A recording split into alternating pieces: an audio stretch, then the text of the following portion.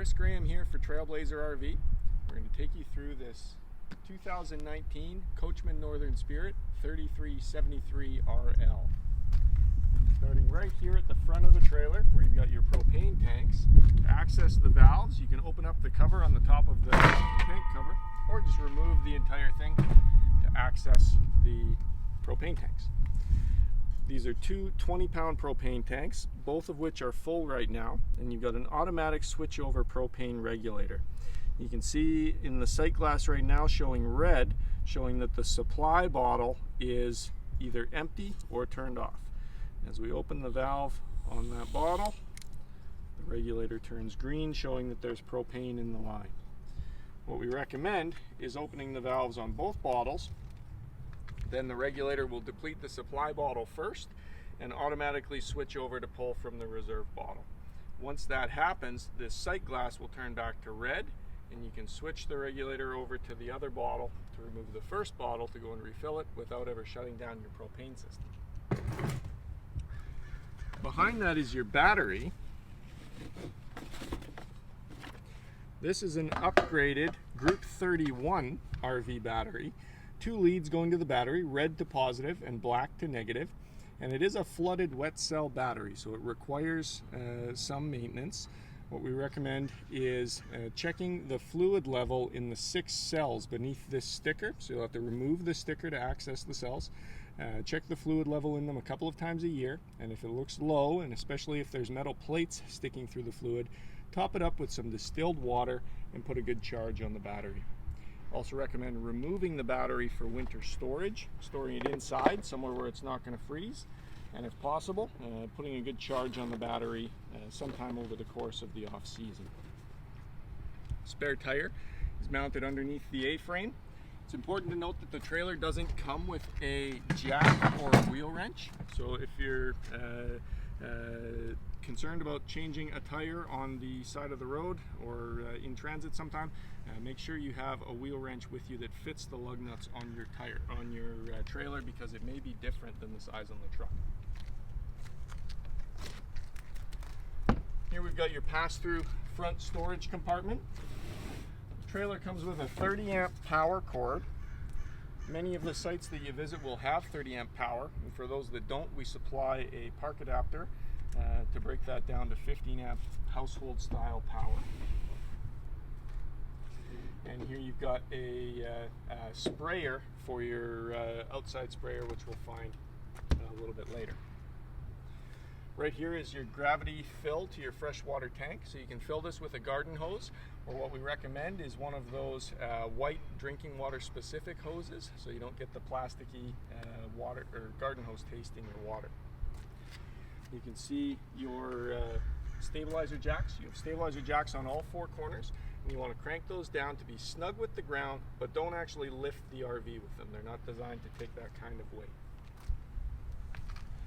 Right underneath the freshwater fill is your freshwater drain. So just remove that black plug to drain the water out of the freshwater holding tank. Here's where you'll do your sewer dumping. So we supply a new 20-foot sewer hose. It's stored in the rear bumper right now. When you attach the hose, it'll attach right here. Other end goes into the ground, and always dump the larger black valve first. Once that's finished dumping, you can close that valve and open the smaller gray valve. That will use your sink and shower water, your gray water, to flush all the sewage through the sewer hose.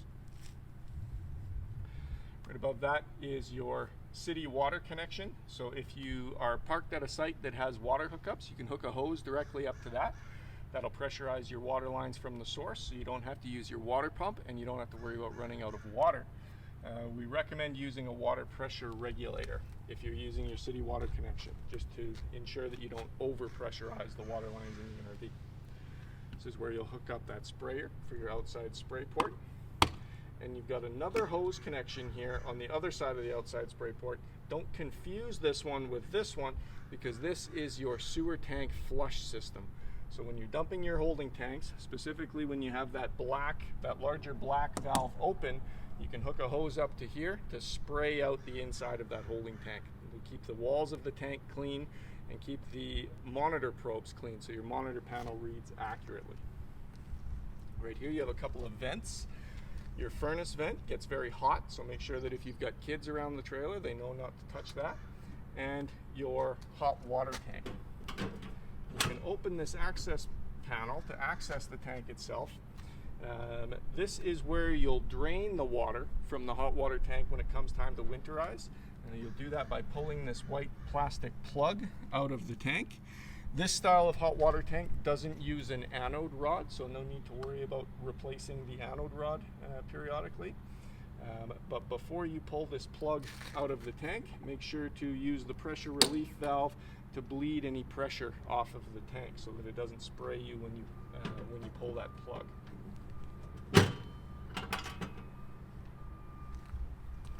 Here at your running gear, your tires are inflated to 80 psi, and we do recommend running them right at 80 psi. It's stamped somewhere on the tire, 80 psi cold.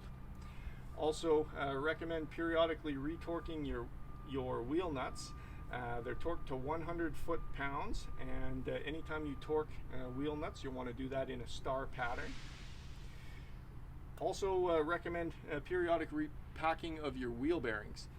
This one has easy lube axles, so you can pop this center cap off of here with a flathead screwdriver to expose a greaser, which will allow you to use a grease gun to grease your inner and outer wheel bearings. Adding grease to your wheel bearings doesn't eliminate the need to repack the wheel bearings, but it does prolong it. So instead of every year repacking your wheel bearings, maybe you can get away with repacking your wheel bearings every 3 to 5 years. This trailer also has wide track axles, so your tires are spaced a little further apart than normal trailer axles. It will add stability to the towing experience, but you will want to be conscious not to turn too sharp. It puts more stress on the axles and tires if you jackknife the trailer too sharp. This is where you'll hook up your satellite and cable to these two coax connections. And this is where that 30 amp power cord will attach. We found that in the front storage compartment.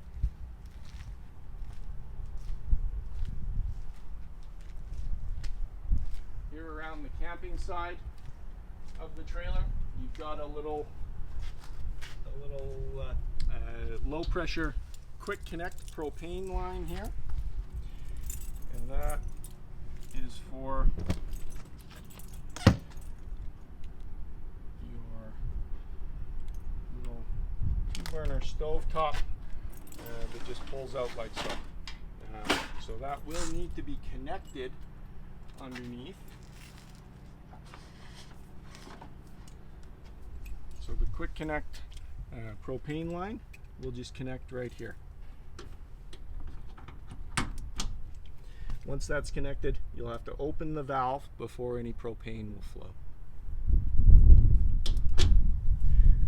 Something that's important to point out with this outside stove is when you go to put the stove away, the propane hose can just store inside there. This wood brace needs to be released for the stove to slide in. Whoops. And we'll reattach this before you pick it up tomorrow.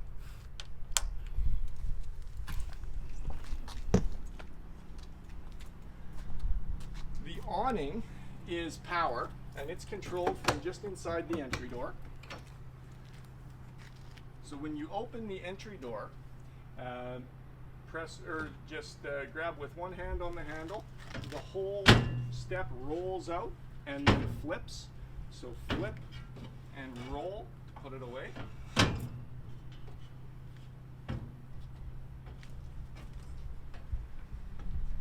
And just inside the trailer and around the corner is where you'll find the control panel. So to extend the awning, press and hold the awning extend button. The awning extends 8 feet. You don't have to bring the awning the entire 8 feet out if there's a tree or another trailer in the way. But once once it's fully extended, it's a height adjustable power awning, so you can loosen off the tension on this knob here and pull the awning down into place.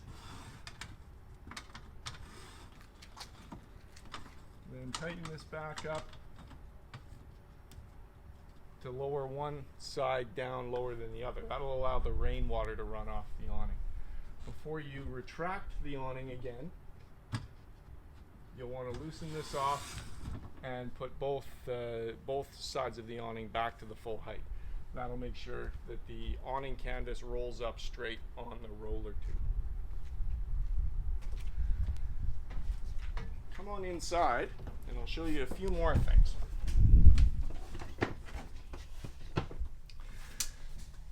So right here at the control panel, a few more things to cover. Your main living area light switch is there. And this is also where you'll extend the two slide outs. So if we press and hold the slide out button, the main slide will extend. It extends 3 feet.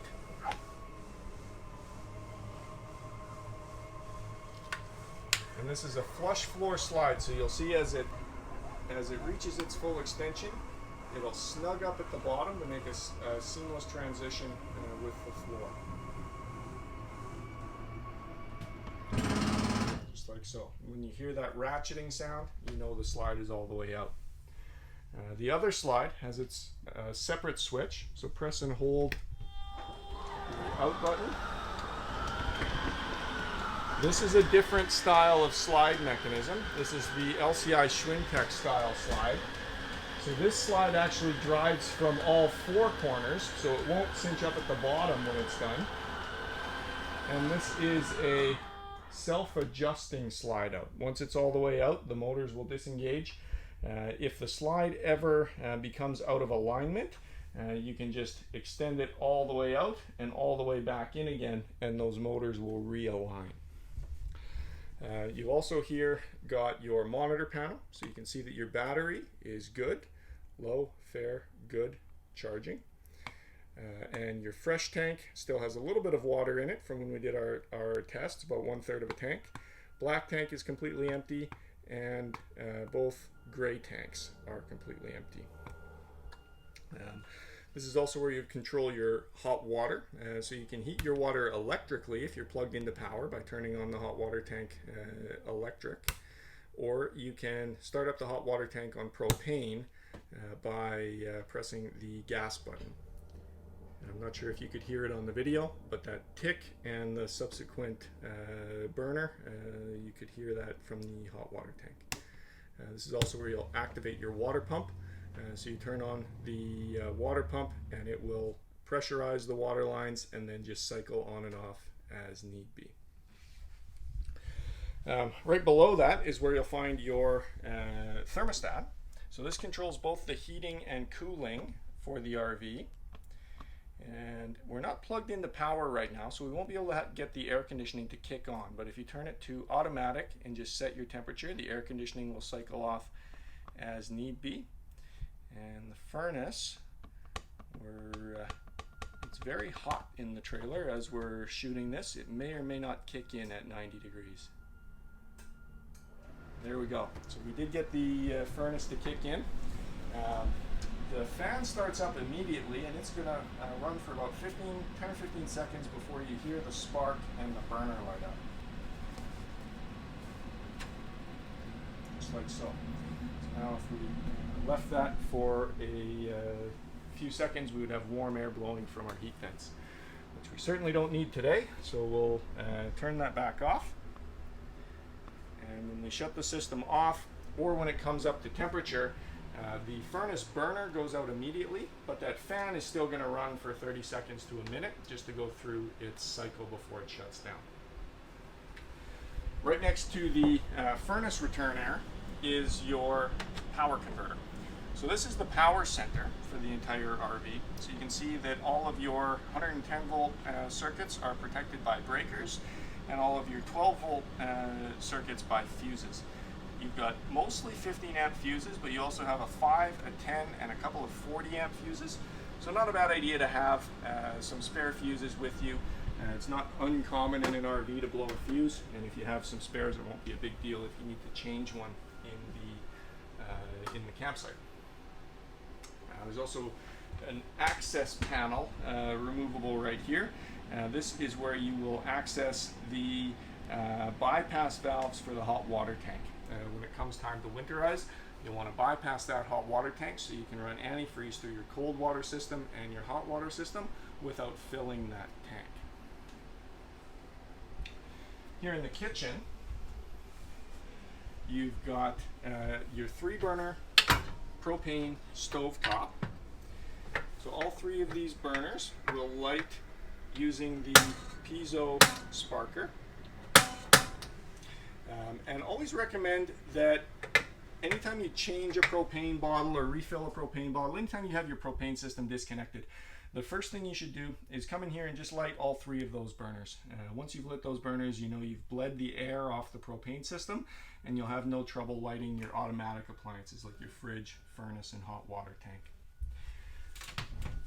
The oven pilot also can be lit using the piezo sparker. So to light the oven pilot, turn the pilot knob to the little flame, the pilot indicator, push in on the pilot knob, and you'll light the pilot right underneath here. So by turning the sparker, we can see the pilot light there. Once you can see the pilot light, continue to hold that knob in for 10 or 15 seconds for the thermocouple to heat up. And once you release that knob and the pilot light stays on, whoops, we didn't hold it long enough. Once you release that knob and the pilot light stays on,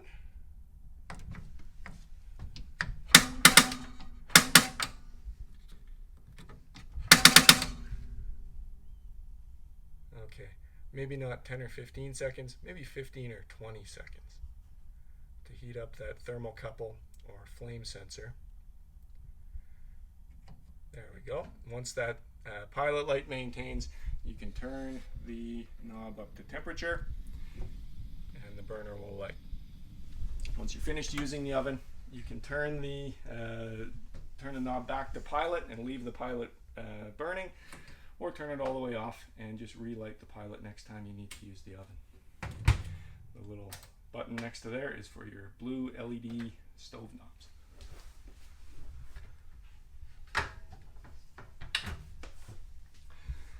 Your fridge is an automatic gas electric fridge. So if you turn it on, we recommend always leaving it in automatic mode. When it's in automatic mode, if it has electricity available, it will always run on that. You can override the automatic mode to only run on gas, and you might find that the fridge cools a little bit faster on gas than it does on electricity. Having said that though, it still takes several hours to cool an RV fridge down, so you want to get that cooling preferably the day before you load up so that it's nice and cold when you load it with food. We'll put it back to automatic for now. The temperature setting on this fridge is factory set, so no need to worry about adjusting the temperature. Your fireplace needs to have 110 volt power to work, so you need to be plugged into power. Fireplace, TV, microwave, air conditioning, and power outlets. Those are the 5 things that you need to be plugged into power to operate. To use the fireplace, it's got buttons right here on the top, or you can use the remote to activate the fireplace. For the stereo, you've got AM, FM, CD, DVD, USB, auxiliary, and Bluetooth. So pretty much any source that you want to run with this stereo. It has 2 speaker zones. Zone 1 is inside, Zone 2 is outside. Especially where this is a DVD player as well. Whenever you're watching a DVD, just make sure that you don't have speaker zone 2 turned on, or else the rest of the campground is listening to your DVD as well.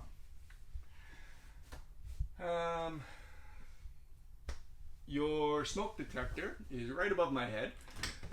The smoke detector uses its own 9-volt battery, so it's not wired into the RV's 12-volt electrical system. You'll want to test this periodically. just to make sure that that battery hasn't gone dead. And you also have a propane leak detector that's down here near the floor. Smoke rises, propane sinks. The propane detector is wired into the RV's electrical system. So this will do three things. It'll alert you to a propane leak. It could potentially alert you to a carbon monoxide situation. But the third and most common thing that it does is alert you to a low voltage situation. Because it's part of the RV's electrical system, if your RV battery gets very low, it'll chirp just like a smoke detector does when its battery is going dead to alert you to the low voltage. Here in the bathroom, only a couple of things to cover in here. The power outlet in the bathroom is a GFI outlet. So it has the test and reset buttons on it. Just like the outlets in the bathroom of your home, if you trip this, you'll have to reset it. But in an RV, the GFI is wired in series with several of your other power outlets. So if you're ever plugged into power and none of your outlets work, come in here, press the reset button, and everything should go back to normal. Anytime you're using your RV's sewer system, you'll want to use a good potent RV toilet chemical. It comes in powder, liquid, or tablet form. It doesn't matter which one you use, but when you add toilet chemical, add the chemical to the bowl, use the foot flush to push halfway down to fill the bowl with water, and then dump the whole works into the tank. It's important to note that the toilet chemical takes some water to activate it, so every time you add toilet chemical, put some water down into the tank with it. And you'll want to add new toilet chemical immediately after every time you dump that black water holding tank.